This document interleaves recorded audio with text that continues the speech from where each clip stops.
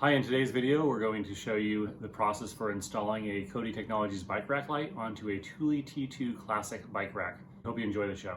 So the first thing you're going to do is loosen the rear two screws and remove the front two screws here. So we're going to use a number 5 Allen wrench to loosen the back side, and then also to remove the front. I'm using front relative to where I'm standing, not relative to the front of the vehicle. Next, we're going to place the light into position, and it goes on the bottom against the beam of the rack. And then we use these spacers, or they're washers, that come with the light itself. And you'll run the screws through the clamp into the bottom and start threading it for both sides.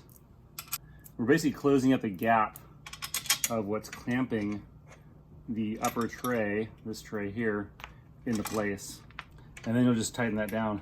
And with the back ones loose, this allows us to tighten this all the way into position.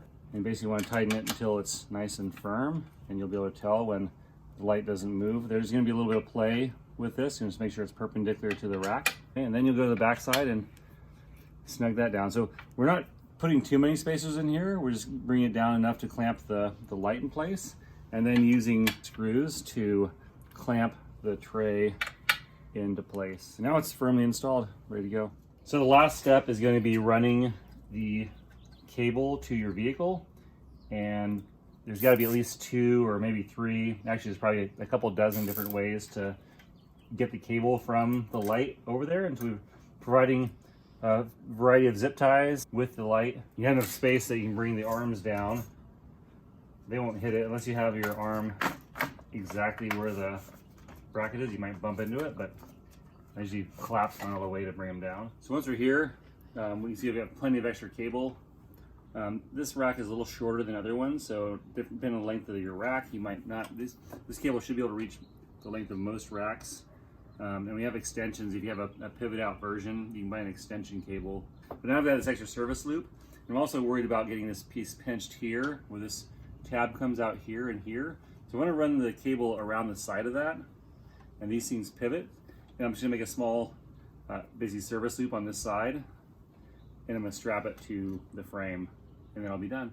This is the final routing by the hitch. I've got this loosely here because this all pivots forward and backwards, and this gets tighter and looser. So it's got to have like a little surface space. And I've got this piece zip tied to the frame here with a 14-inch zip tie, and then my adapter is just zip tied here. So it's pretty easy connection there for connecting and disconnecting. So one zip tie here to hold this in place, and then a small piece for the pivot section. Hey, thanks for joining us today. If you have any questions, you can check out our website at www.kodytechnologies.com, or feel free to give us a call or shoot us an email. Have a good day.